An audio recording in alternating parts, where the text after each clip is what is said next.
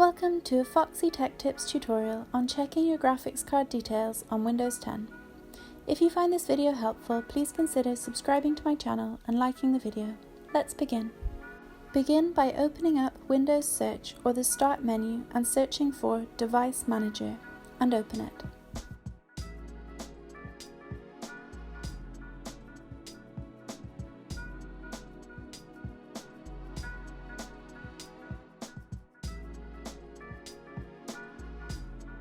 In Device Manager, expand the Display Adapters category.